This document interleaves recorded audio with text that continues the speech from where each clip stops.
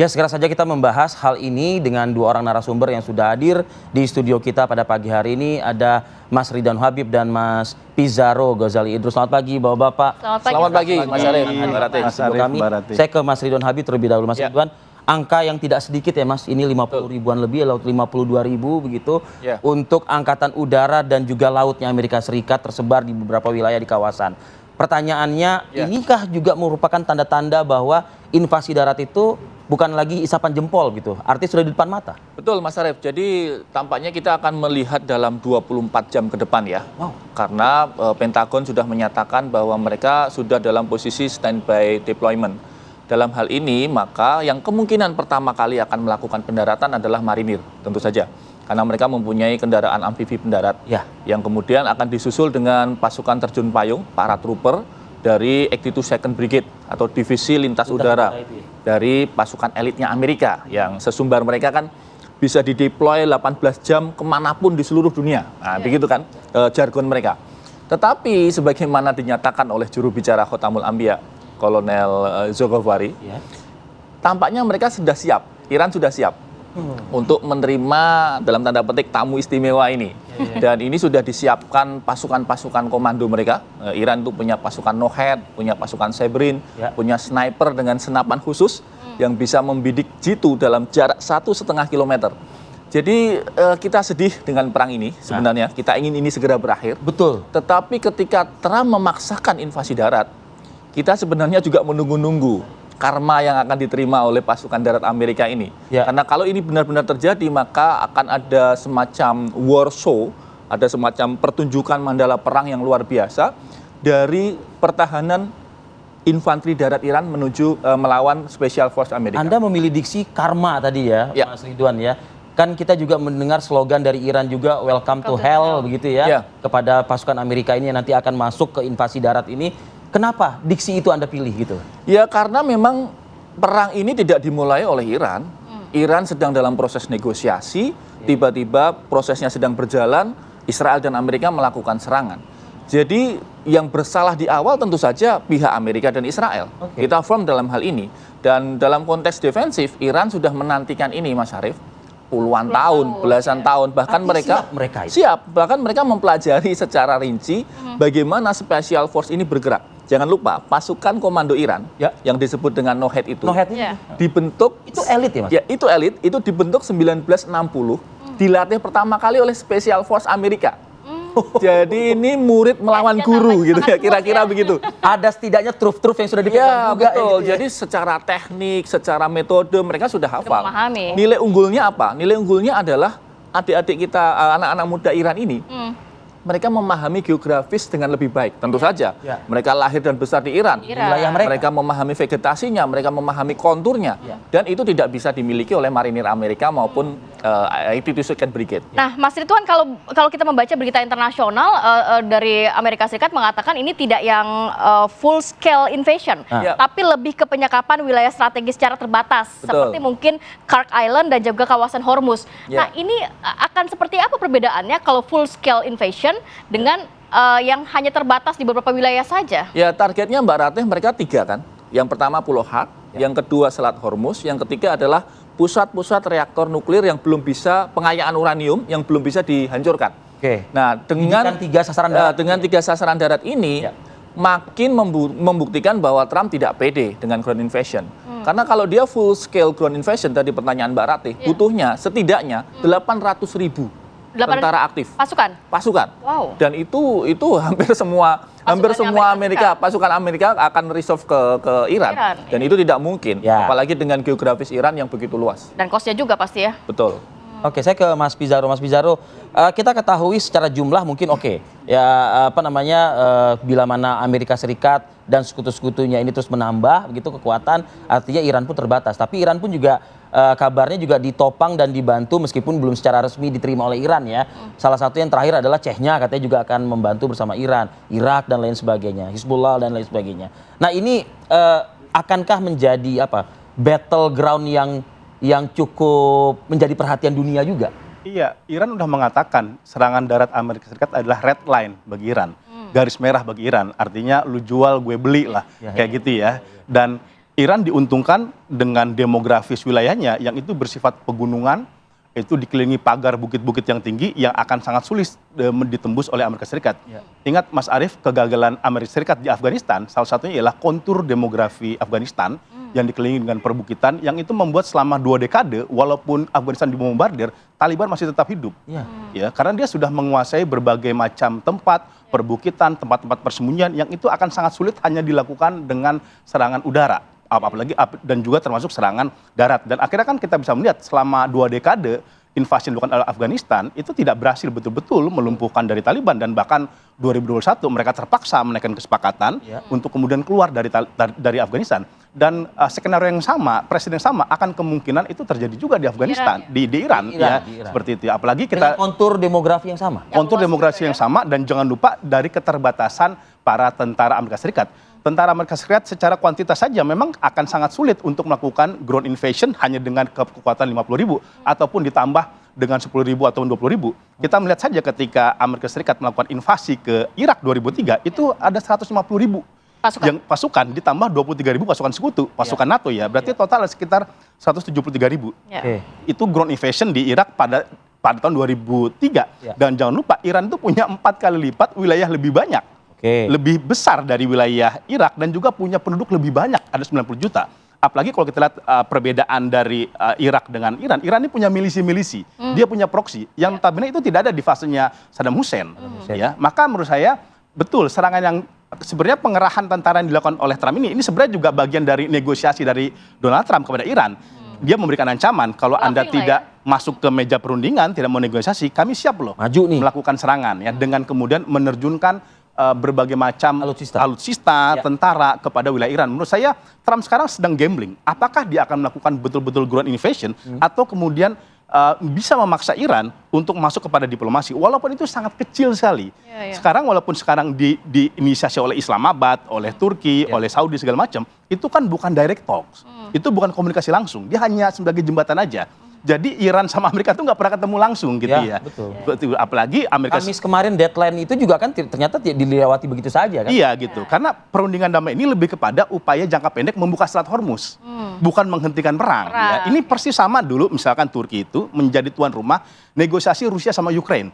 Perangnya masih berlanjut, tetapi minimal itu Ukraina masih bisa ngekspor gandum lah, bahasa kayak gitu. Karena kita semua kesulitan masalah pangan. Di Eropa itu kan dia makannya roti, bukan nasi, ya kayak gitu ya. Nah ini kemungkinan target jangka pendek untuk kemudian terjadinya negosiasi hanya kepada reopening Hormuz, tetapi tidak menghentikan perang. Tapi Mas, all about oil lah intinya. Mas Pizarro, kalau kita mencermati, tadi kan sempat disinggung juga Afghanistan, kemudian mungkin kasus di Irak sendiri. Kalau apakah invasi darat ini sebenarnya bisa juga menjadikan solusi? Kalau Amerika Serikat ingin kemenangan utuh kan pasti dia juga harus menjatuhkan rezim, harus ada penggantinya. Kalau berkaca di Afghanistan kan ada mitra lokal, nanti itu kan Northern Alliance kalau nggak salah. Nah di Iran ini siapa yang jadi mitra lokalnya sehingga bisa menggulingkan rezim? Betul Mbak Rati, di Afghanistan dia punya mitra partnership Northern Alliance, yang itu oposisinya Taliban dan juga kelompok-kelompok faksi moderat Afghanistan yang bisa bekerjasama dengan Amerika Serikat dan NATO. Tetapi di Iran, Amerika Serikat nggak punya opsi itu. Ya, karena pertama, dia walaupun punya oposisi, dia bukan faksi militer.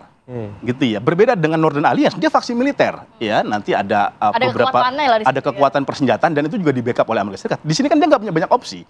Karena oposisi itu kebanyakan tuh oposisi moderat, ya oposisi sipil dan bukan oposisi bersenjata. Ada satu oposisi itu paling oposisi Kurdi Iran. Ya, faksi Kurdi Iran yang itu bisa dipersenjatai oleh Amerika Serikat, tetapi mereka tidak dominan di Iran. Mereka tuh dominan di Irak. Makanya kan skenario banyak pertanyaan bagaimana dia bisa masuk ke Iran nanti, kemungkinan kecil lewat Irak. Dia lewat Irak memakai pertama faksi proksinya. Kita ingat ketika perang di Irak kan Amerika Serikat memakai tentara swasta tuh Blackwater. Ya gitu ya. Ini kemungkinan yang sama, itu akan di copy paste tapi bukan Blackwater tapi mendorong kelompok Kurdi yang ada di Irak untuk kemudian bertempur dengan Iran ya. Karena kelompok Kurdi Iran ini oposisi dia. Yang terpinggirkan secara komposisi politik di Iran dan kemudian mereka siap mengangkat senjata. Dan ini kan menjadi problematika juga karena masalah Kurdi itu bukan masalah yang sensitif di Teluk. Ya, Kurdi itu punya masalah di Turki, dia punya masalah di Irak, dia punya masalah di Suriah. Troublemaker nih. Iya, troublemaker. Dan memang problematikanya, kalau kita lihat di Suriah, Kurdi Suriah itu dimanfaatkan Amerika untuk melawan pemerintah. Dan ini juga akan tidak sekuat dilakukan. itu juga ya Kurdi Irak ya? Tidak kuat, Ya. kayak gitu, tidak kuat gitu. Ya, Karena ya. gini, Kurdi itu tergantung siapa yang mempersenjatai, gitu ya. Kalau kita lihat kasus di Suriah, kenapa akhirnya Kurdi itu kalah sama pemerintahan Ahmad Shara? Kenapa? Karena dia sudah tidak mendapatkan dukungan militer lagi dari Amerika Serikat. Mereka dipakai hanya untuk melawan ISIS. Ketika isinya selesai, ya udah kepentingan Amerika Serikat itu tidak ada, gitu. Dan ini opsi ini tidak begitu, ya kemungkinan bisa dihalau, bahkan dengan faksi kelompok sipilnya Iran yang dipersenjatai itu bisa bahkan melawan kelompok Kurdi. Bagaimana juga menganalisa Mas Ridan Habib terkait dengan pasukan udara dan laut Amerika Serikat ini yang ditopang tadi disampaikan oleh Mas Pizarro dengan kekuatan alutsista canggihnya Amerika Serikat. Mampukah bisa menguasai darat ya di Iran ini? Usai jeda Mas Ridwan, kita akan jeda dulu, kami akan kembali satu lagi. Baik, kita lanjutkan diskusi kita, dialog kita pagi hari ini. Saya ke Mas Ridwan yang terputus tadi, Mas Ridwan. Ya. Ini ibaratnya kalau kita gemar nonton film militer Amerika begitu ya, di berbagai macam platform misalnya.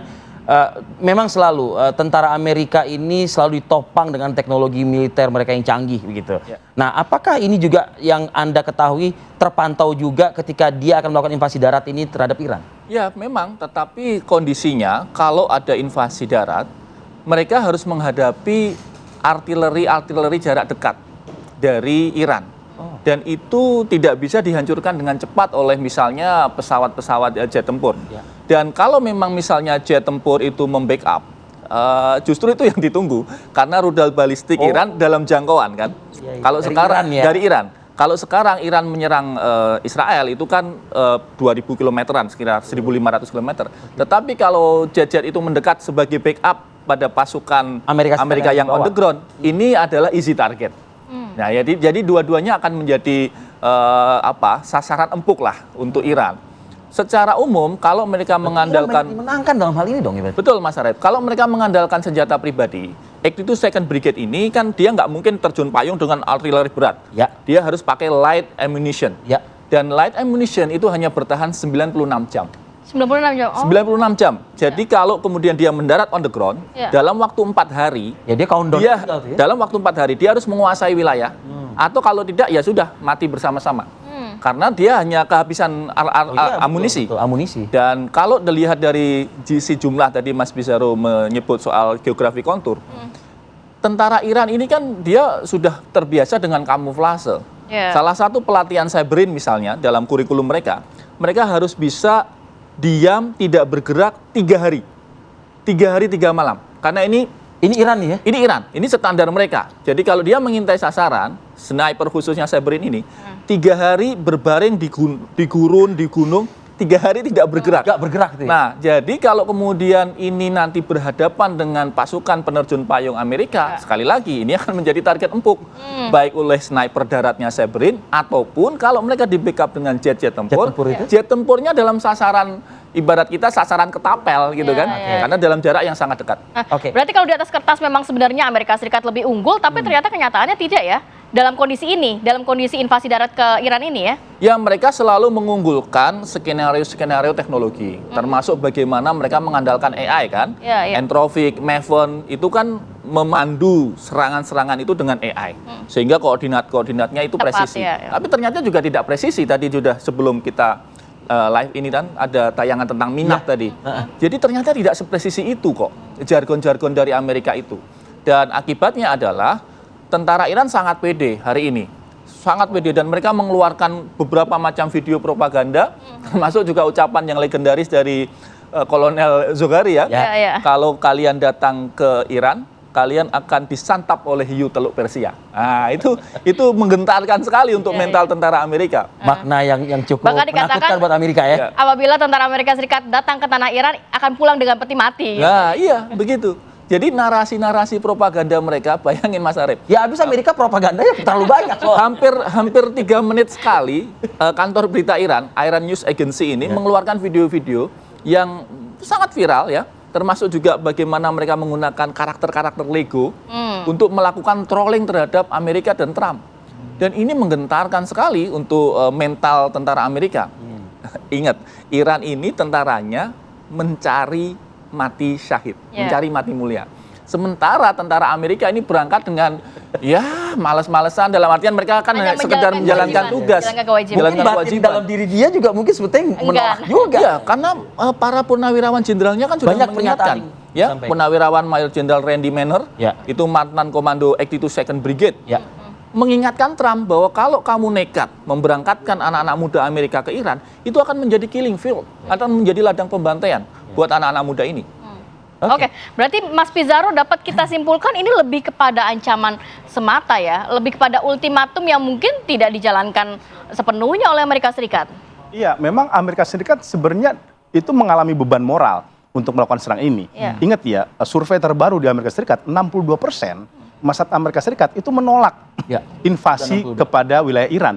Ini persis yang terjadi ketika Israel menyerang Gaza. Kita lihat ya, tahun 2025 itu tingkat tertinggi tentara Israel itu bunuh diri. Bayangkan, tahun 2025 loh. Stres, tekanan, psikologis, beban moral, ya ada moral injury karena dia membunuh orang-orang tidak bersalah gitu ya. Kenapa? Dia tidak mendapatkan dukungan dari masyarakatnya. Dan ini hal lainnya yang sama. Kita bisa lihat kemarin ya, demonstrasi No Kings itu 8 juta loh. Dan itu terjadi sejarah loh ya. Sepanjang sejarah terbesar, dan tidak hanya itu Mas Arief, itu di wilayah-wilayah konservatif. Wilayah-wilayahnya basis Republikan. Yang sekarang itu mereka juga menggap-menggap. Kan rata-rata konservatif pendukung-pendukung Trump ini kelompok-kelompok petani di daerah. Masyarakat di daerah yang sekarang sangat khawatir sekali itu masalah pangan itu terhambat. Kita ingat loh, jangan lupa Selat Hormuz itu selain lalu lalang jalur perdagangan energi, minyak dan gas, itu juga pupuk. Iya betul. Ya, sepertiga pupuk dunia itu dipasok dari Selat Hormuz, dan itu juga akhirnya membuat dampak terhadap ladang-ladang pertanian yang ada di Amerika Serikat. Jadi ada semacam beban moral sekarang diberikan terhadap para tentara Amerika Serikat. Ingat ya, ketika mereka dilepas ketika perang itu kan nangis-nangis itu, pelukan, nangis-nangis ya. Beda kayak dengan Iran, dia bikin rantai manusia kayak gitu kan. Malah lebih happy ya. Iya, dia malah turun di square. Beda gitu loh. Iya, karena apa? Ada semacam kemenangan moral di sini, dan ini yang tidak jarang diperhatikan kalau kita mengukur peperangan. Dalam jurnal-jurnal teori perang asimetris, jangan lupa kenapa kelompok-kelompok yang dianggap lemah itu bisa memenangkan perang terhadap kelompok yang dianggap kuat. Salah satunya adalah mereka tuh punya semangat yang tinggi, punya kemudian kepercayaan yang sangat tinggi, punya confidence yang sangat besar. Ketika ini bahasa itu perang kayak al-haq melawan al-batil gitu ya, kebenaran dan kebatilan. Dan ini jangan lupa, kita dulu tahun 45 juga sama. Bukankah kita para dulu tokoh-tokoh santri di Jawa Timur itu ngelawan kekuatan sekutu loh, pemenang perang dunia kedua bahkan. Tetapi toh mereka bisa bertahan, dan ini kemudian betul udah banyak sekali diprediksi bahwa ini kemudian bisa tentara-tentara Amerika Serikat yang tewas itu bisa melebihi tentara Amerika Serikat yang tewas di Irak. Yang berjumlah sekitar 5.000-an sampai 10.000-an. Bukan tidak mungkin, semakin banyak dikirim ke Iran, semakin banyak juga yang akan tewas. Dan ini juga akan mengguncang dong politiknya Donald Trump, politiknya Republik, jelang dia pemilu selak pada November. Tapi kan jangan lupa, kampanyenya kan mulai Agustus. Kampanye pemilu selak itu mulai Agustus. Lagi surveinya turun lagi ya. Pemilihan paruh waktu. Karena kan Amerika Serikat itu dia punya pemilu itu di pemilu selak, pemilu di tengah-tengah. Kalau kita kan enggak kan, milih DPR udah 5 tahunan. Kalau dia kan ada 2 tahunan gitu. Tapi apa seorang Trump mau melihat paruh waktu ini bila mana ternyata sentimennya negatif terhadap dia, apakah dia akan berubah pikiran begitu? Memang Trump itu sangat mementingkan citra politik dia, citra kekuasaannya dia. Dia tuh nggak mikirin tuh stabilitas keamanan, stabilitas kawasan Amerika Serikat. Yang penting dia tuh tetap berkuasa. Tetapi jangan lupa, mungkin impeachment itu susah. Tetapi kalau kemudian Republik kalah sama Demokrat di pemilu selak, kebijakan-kebijakannya akan sulit. Kebijakan yang sulit di-approve oleh Kongres.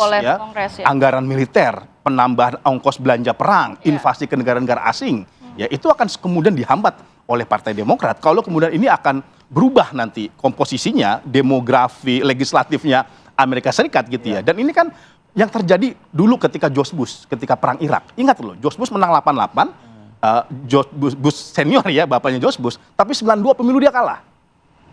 Ya, karena kegagalan memenangkan pertarungan di Timur Tengah dan menimbulkan gelombang harga minyak yang sangat besar. Persis kayak situasi sekarang. Ya gitu. Dan menurut saya ini akan menjadi kalkulasi oleh Partai Republik ya, untuk kemudian apakah perang ini bisa dimenangkan. Kan tadi disebut Mas Habib ya, ada beberapa target strategis kan.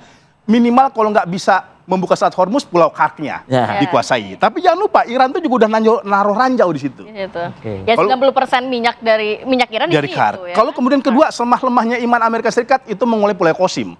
Menguasai Pulau Qasim. Atau yang paling terakhir itu menguasai cadangan 450 kg uranium. Itu kan target-target yang mungkin terukur yang bisa dilakukan oleh Amerika Serikat. Oke, baik. Satu hal lagi yang pengen juga saya ketahui Mas Ridwan dengan Anda, tapi nanti diulas di segmen berikutnya. Artinya begini, kalau dikatakan dari awal serangan Amerika atau Israel di Iran ini, Iran membalasnya dengan juga bantuan-bantuan data intelijen dari negara-negara sahabat Iran. Nah, untuk menghadapi invasi darat ini apakah masih ada ya bantuan-bantuan intelijen dari negara sahabat Iran ini? Usai jeda berikut pemirsa, kami akan kembali saat lagi.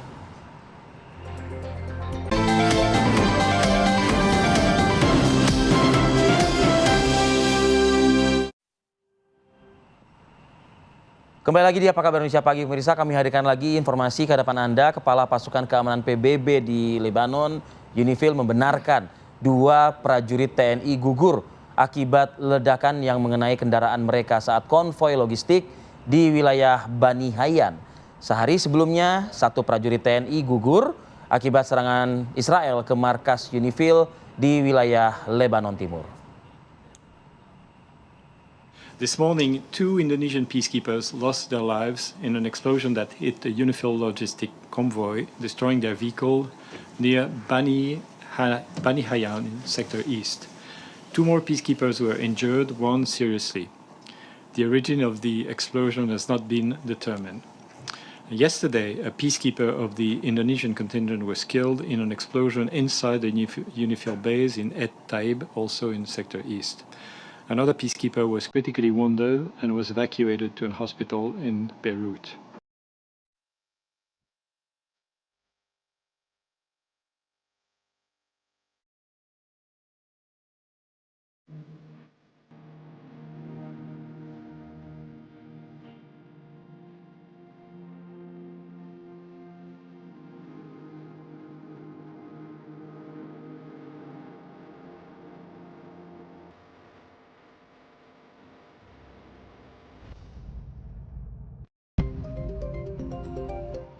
Pemirsa, duka mendalam menyelimuti keluarga prajurit TNI Praka Farizal Ramadan di Kulon Progo, Yogyakarta. Suasana haru menyelimuti rumah duka Praka Farizal Ramadan. Sejumlah kerabat dan juga tetangga ini mulai berdatangan untuk memberikan penghormatan terakhir bagi sang penjaga perdamaian yang gugur di Lebanon. Kepergian Praka Farizal meninggalkan luka mendalam terutama bagi sang ayah. Menurut pihak keluarga, 1 hari sebelum insiden maut itu terjadi, almarhum sempat berkomunikasi melalui telepon untuk menanyakan kabar keluarga di kampung halaman. Pihak Kodim 0731 Kulon Progo terus melakukan koordinasi intensif untuk prosesi penyambutan jenazah secara militer. Komandan Kodim memastikan bahwa seluruh hak dan juga penghormatan terakhir bagi almarhum akan diberikan secara penuh sebagai bentuk apresiasi atas dedikasinya. Sosok mendiang Praka Farizal dikenal sebagai pribadi yang rendah hati, mudah bersosialisasi dan juga memiliki jiwa sosial yang tinggi di tengah masyarakat. Almarhum memulai pengabdiannya sebagai anggota TNI pada tahun 2016 dengan tugas pertama di Aceh setelah menunjukkan dedikasi yang tinggi dalam 1 tahun terakhir ia mendapatkan kepercayaan untuk bertugas sebagai pasukan penjaga perdamaian PBB di Lebanon. Almarhum meninggalkan seorang istri dan 1 orang anak.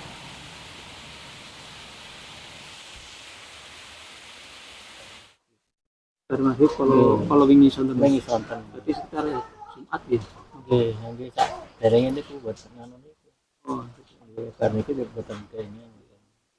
Di sore hari. Untuk menyampaikan komunikasi untuk menyampaikan apa sinyal elek ya Pak menoten itu. Nah, nanti kami masih berkomunikasi dengan pihak PMB TNI untuk dengan pemulangan almarhum. Jadi saat ini masih tahap menunggu. Insya Allah mudah-mudahan lusa sudah bisa sampai tanah air. Ya, tentunya kita duka cita kita mendalam ya untuk Praka Farizal Ramadan, dan semoga keluarga di Kulon Progo ini selalu dalam lindungan Allah dan diberikan kekuatan, kesabaran, dan keikhlasan juga. Ya. Kita juga akan mengupdate informasi terkini langsung dari sana bersama rekan kami Ari Wibowo. Selamat pagi. Ari, apa informasi terbaru di sana? Silakan Ari. Ya, selamat pagi Arif Fadil dan Kamara TV Rumah. Bisa saya jelaskan. Hingga saat ini pihak keluarga Praka Farizal masih menunggu kedatangan jenazah yang diterbangkan dari Libanon. Terus karangan bunga mulai membanjiri rumah duka di Sidorejo, Lenggah, Kulon Progo. Praka Ramadan sendiri dikenal dengan sosok yang pribadi yang baik, memang bersosialisasi tangga, dan untuk tugasnya sendiri mengawali karirnya di tahun 2016 lalu di Aceh, kemudian setahun terakhir ini berangkat ke Libanon. Praka Farizal sendiri merupakan dua bersaudara dari ayah Imam dan ibu Susi.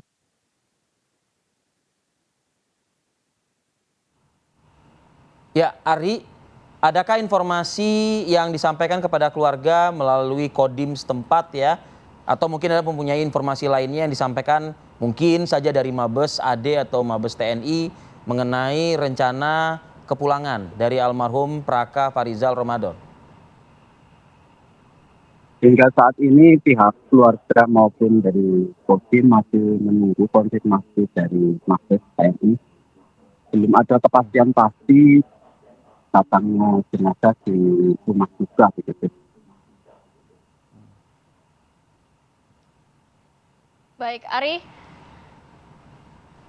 Baik, Ari Wibowo, terima kasih banyak atas informasinya langsung dari Kulon Progo, Yogyakarta, dan selamat bertugas kembali. Kita lanjutkan perbincangan hari ini. Mas Ridwan, kalau berbicara mengenai dalam waktu dekat, kemarin juga kita sempat mendengar bahwa Amerika Serikat ini juga memberikan ultimatum, kemudian tidak jalan, kemudian juga sampai tanggal 6 April harus ada keputusan dibuka atau tidak Selat Hormuz, kemudian nanti akan ada langkah lebih tegas dari Washington.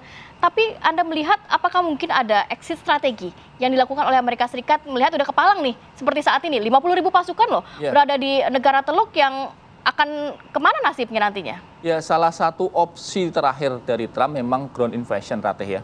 Karena no way exit, nggak ada jalan lain kecuali invasi itu. Darat berarti invasi darat itu nih menjadi salah satu keniscayaan buat Trump untuk menyelamatkan mukanya ya, di dalam politik dalam negeri Amerika.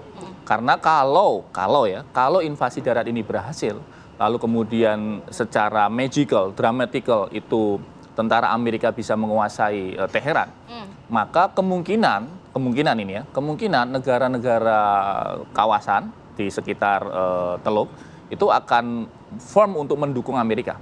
Saat ini kan mereka menahan diri ya. Ibaratnya nonton di tikungan gitu, Mbak Ratih. Nanti siapa nih yang kira-kira bakalan menang nih, apakah Iran atau Israel atau Amerika. Nah, kalau sudah mulai terlihat mereka akan menunjukkan sikap. Saat ini mereka sangat menahan diri, terutama negara-negara Teluk ya. Karena ya mereka khawatir kalau Iran ini berhasil unggul dan mereka salah dalam memilih teman, salah memilih kubu, ya mereka menjadi negara yang terancam, dalam tanda petik terancam. Yang paling merasa khawatir tentu saja Israel. Itulah kenapa tadi pertanyaan Mas Arief sebelum break, kenapa intelijen Mossad mati-matian berupaya untuk melakukan provokasi sehingga perang ini tidak segera berakhir. Ya, terus berlanjut. Terus berlanjut karena Israel berkepentingan di situ. Israel Raya. Israel Raya, kemudian Israel berkepentingan agar Iran tidak menjadi negara dominan di situ. Israel berkepentingan agar negara-negara Timur Tengah yang lain itu tidak tunduk dalam kepentingan Iran. Jadi kalau disebut apakah ada kerjasama intelijen, tentu saja. Pasti. Tentu saja Iran juga mempunyai dukungan intelijen untuk menghadapi invasi darat. Untuk menghadapi invasi darat, terutama termasuk dari Rusia ya. Rusia ini kan ada beberapa jurnal yang mengatakan bahwa tentara-tentara komando dari Iran itu berlatih juga di Siberia. Wow. Di Siberia itu Rusia Utara ya. Dengan iklim yang lebih dingin lagi, lebih ekstrim lagi. Jadi kalau kemudian ini dia dilatih oleh Spetsnaz, ini dilatih oleh pasukan komandonya Rusia, ditambah lagi mereka sudah memahami karakteristik Special Force, Delta Force-nya Amerika, ya sudah, ini akan menjadi nilai leverage keunggulan dari pasukan infanteri Iran. Wow, sudahlah dilatih Amerika, dilatih lagi Rusia, lengkap nih sudah ya berarti. Dengan suhu yang ekstrim bahkan ya. Mas Pizarro dari Anda mungkin? Iya, mungkin ada beberapa exit strategi yang bisa dilakukan, tetapi ini bukan dari Trump, tapi dari Kongres.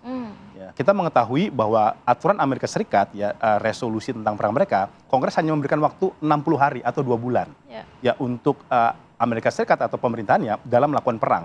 Jika dinilai itu tidak berhasil, malah menambah buruk citra Amerika Serikat dan berdampak pada ekonomi, Kongres bisa mengetuk palu untuk kemudian menghentikan perang atau tidak memberikan otorisasi terhadap Donald Trump melanjutkan perang. Mungkin itu bisa saja menjadi exit strategi bagi Trump. Dia merasa tidak kalah karena memang dituntut oleh Kongres dia untuk menarik diri ya. Tetapi memang itu tergantung sejauh mana Partai Republik ini itu juga bisa beyond Trump.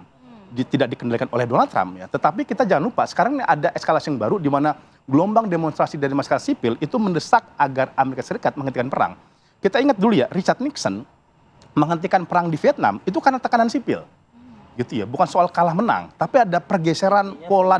Mau mendengar apa? Mau mendengar ya, ada pergeseran masyarakat domestik Amerika Serikat yang kemudian mulai speak up tentang sikap anti perang terhadap Vietnam dan juga ada semacam burnout dari tentara Amerika Serikat. Mungkin saja itu bisa dijadikan pertimbangan oleh Donald Trump untuk tidak kemudian melakukan serangan terhadap Iran. Sosoknya seperti itu kah Trump? Memang akan sangat tipis sekali Trump bisa seperti itu ya, gitu ya. Dia sangat tipis sekali. Tetapi kan pilihannya dia mau tetap berlaku seperti itu atau kemudian kekuasaan dia mulai runtuh, ya kan gitu. Jangan lupa Donald Trump pernah kalah dulu di pemilu yang pertama dia menang, kedua dia kalah sama Demokrat. Bukankah itu juga salah satunya karena faktor kegagalan Trump? Dan kalau ini terjadi, ini kan akan mengulangi hal yang sama. Menurut saya ada kemudian pertimbangan strategis ya di dalam internal Amerika Serikat yang kemudian untuk membawa status quo ya udah begini-gini aja. Gitu ya. Apalagi kemudian lobby-lobby dari Turki misalkan, kan Turki Pakistan ini cukup dekat dengan Amerika Serikat, itu berhasil ya melakukan lobby minimal untuk sementara ya, untuk sementara menjeda sementara lah bahasanya untuk tidak kemudian membuat eskalasi perang. Turki sudah mewanti-wanti negara-negara Arab bahwa ini bukan perang kita, ini perang jebakan dari Israel. Dan kita jangan sampai ikut skenario Israel untuk kemudian berbenturan dengan Iran. Nah, tinggal sekarang bagaimana kemudian negara-negara Teluk itu juga punya sikap yang sama untuk kemudian juga bisa memberikan ancaman kepada Trump. Kalau tadi di awal diskusi pemirsa Anda menyimak ya, dari awal ada kalimat dari Mas Ridwan yang perlu kita garis bawah, ini 24 jam ya Mas Ridwan ya. Ini kita tunggu seperti apa eskalasinya ya. Apakah Amerika tetap nekat akan melakukan invasi darat meskipun itu konyol bagi sebagian orang ya untuk dilakukan. Kita nantikan ya. Diantikan teruslah perkembangannya ya. Terima kasih Mas Ridwan Nabit. Terima kasih Bapak sudah hadir pagi hari ini. Sehat selalu. Assalamualaikum. Kita jeda dulu sejenak, nanti kita hadirkan informasi Subdit Jatan Ras Polda Metro Jaya menangkap 2 pelaku pembunuhan terhadap karyawan ayam geprek yang jenazahnya ditemukan di dalam freezer di Bekasi, Jawa Barat. Saat lagi tetap bersama kami.